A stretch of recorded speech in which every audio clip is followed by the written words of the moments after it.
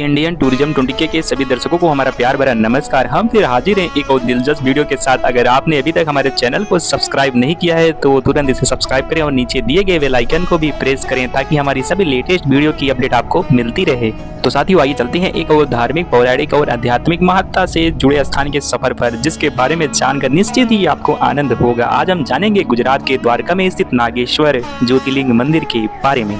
साथियों, भगवान शिव का यह प्रसिद्ध नागेश्वर ज्योतिर्लिंग द्वारकापुरी से लगभग 25 किलोमीटर दूरी पर स्थित है। यह शिव जी के 12 ज्योतिर्लिंगों में से एक है और हिंदू धर्म के अनुसार नागेश्वर का अर्थ है नागों का ईश्वर। शास्त्रों में भी इस पवित्र ज्योतिर्लिंग के दर्शन की बड़ी महिमा बताई गई है। मान्यता है कि जो व्यक्ति श्रद्धा पूर्वक इसकी उत्पत्ति और महत्व की कथा सुनेगा वह सारे पापों से छुटकारा पाकर भगवान शिव के परम पवित्र दिव्य धाम को प्राप्त होगा।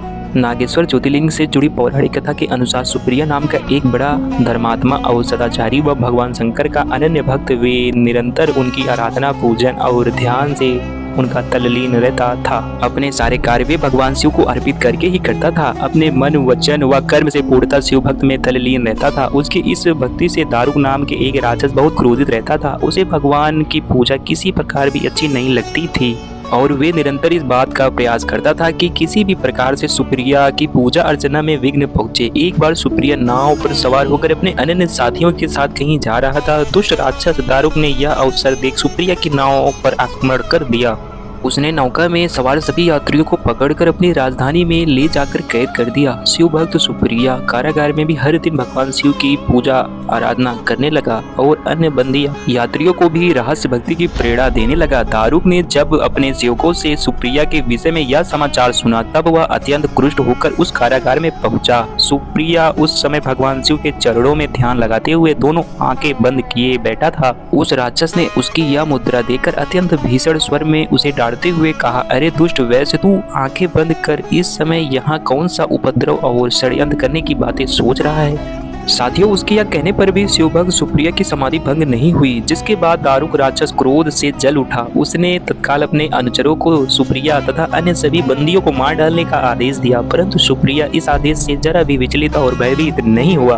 वह एकाग्र मन से अपनी और अन्य बंदियों की मुक्ति के लिए भगवान शिव से निरंतर प्रार्थना कर रहा था। उसे यह पूर्ण विश्वास था कि मेरे आराध्य भगवान शिव इस विपत्ति से मुझे और मेरे साथियों को अवश्य ही छुटकारा दिलवाएंगे।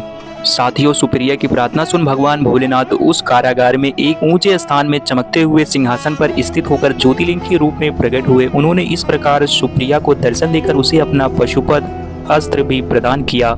इस अस्त्र से राक्षस दारुक तथा उसके सहायक का वध करके सुप्रिया शिवधाम को चला गया और भगवान शिव के आदेशानुसार ही इस ज्योतिर्लिंग का नाम नागेश्वर पड़ा। नागेश्वर ज्योतिर्लिंग के परिसर में भगवान शिव की ध्यान मुद्रा में एक बड़ी मनमोहक और विशाल प्रतिमा है।